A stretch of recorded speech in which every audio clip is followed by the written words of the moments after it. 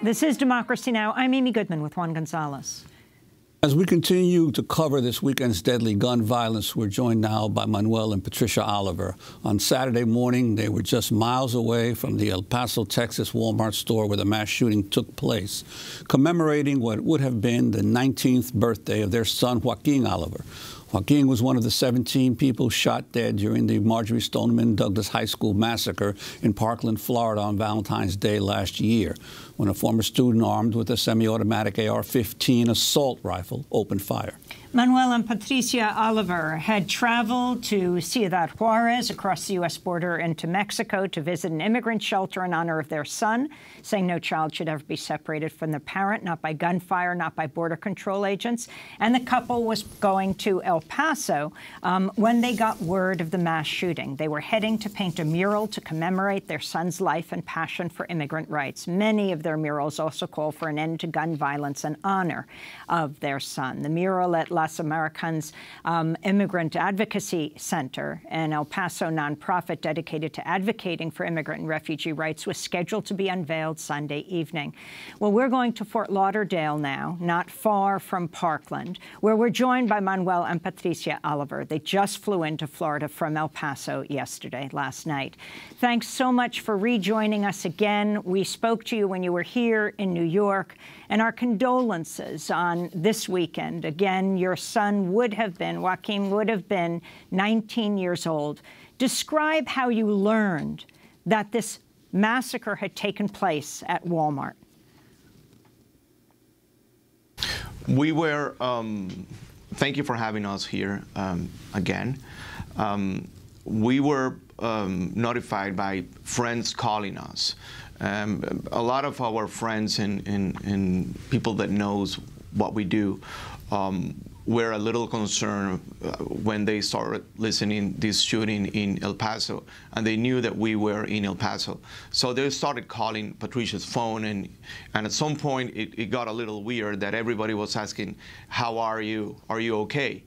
And then right after that, a few minutes, we've heard like, "Hey, there's a shooting going on here in El Paso, so maybe we should go and see what happened." So we were in Ciudad Juárez at this moment, as you said, visiting an immigrant center, and then we went back to El Paso to see what we could do. But yeah, that's the way that we had to again go through a mass shooting pretty close to where we were. And your reaction to the almost predictable now reaction of national leaders after every one of these mass shootings, and a lot of words said initially, but then most of the time, almost invariably, it's forgotten. Well, you know what? I think some things are changing already, and I want to think that way maybe, but I haven't heard so many thoughts and prayers. Maybe they're starting to understand that nobody is going to play the game that way. But of course, we were watching the president when he was talking to the nation, and he was actually reading to the nation what he thought. So it's a whole, you don't read your emotions. You're not honest 100% with your feelings when you have to read how you're feeling and what you think it should be done. So leaders again disappoint me. The governor from Texas, shame on him. I mean, the way he's endorsing the NRA since it's been years, and actually, the reality is that we're all targets. In this particular case, yes, Latinos and Hispanics and immigrants, but at the end of the day, we are all targets. You, me, Patricia, everybody. Your thoughts, Patricia, on President Trump saying he's going to El Paso and Dayton. The mayor of Dayton said, is he going to Dayton or Toledo? Because, you know, in his address, he gave condolences to the people of Toledo. But so she said she wasn't sure where he was going. But it's very clear. I mean, people like Beto O'Rourke, who was the congressman from El Paso, said he is not welcome here. Your thoughts on this as people who lost their own son in a mass shooting? Well, Amy, first of all, thank you for having us here, sadly, but again, under these circumstances. Really, I agree with Beto, because one person showing that attitude and increasing that division that he's been doing, talking about Trump, of course. And then he's pretending to go to El Paso, showing what, if obvious, that what he's been saying in the past is been having consequences. And these consequences are in the community of El Paso. El Paso is suffering the discrimination, is suffering the white supremacist hatred that is being seen by this president. This president has to think about it first, where he's going.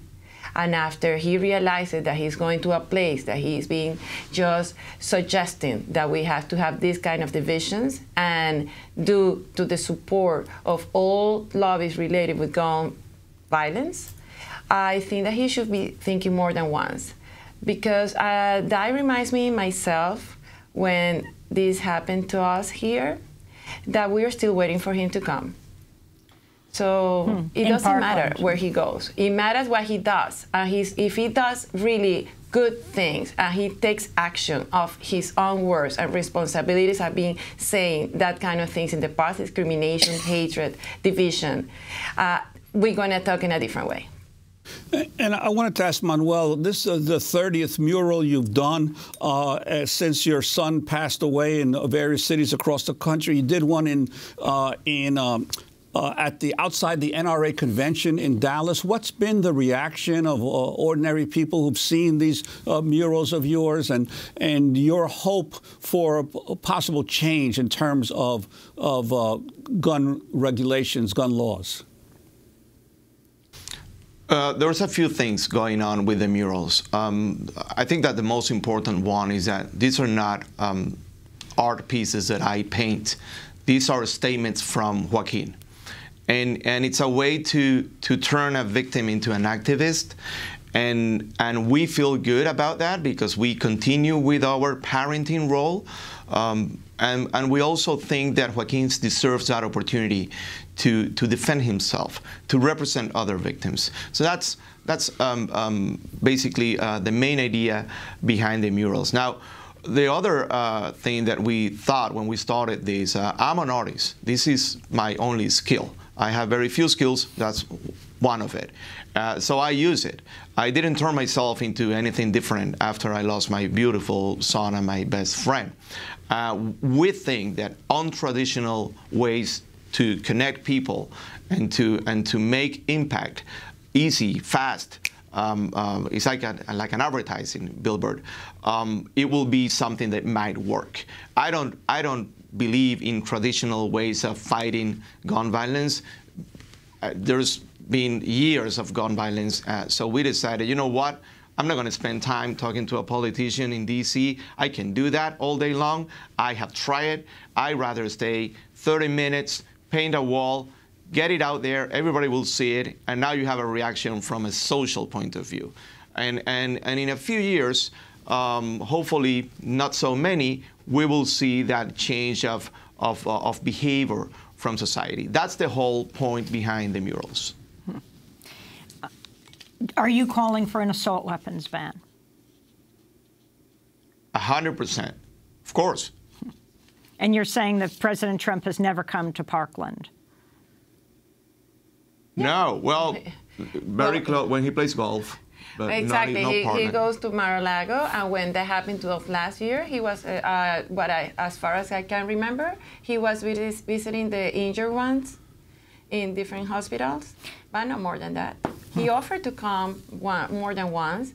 Actually, because that didn't happen, we invited him to come home and see Joaquin's room, and we didn't get any answer yet. So I don't think that going to a place with no meaning what you're trying to transmit to people, it doesn't matter. You stay home and stay in the White House and do something better, more worth it.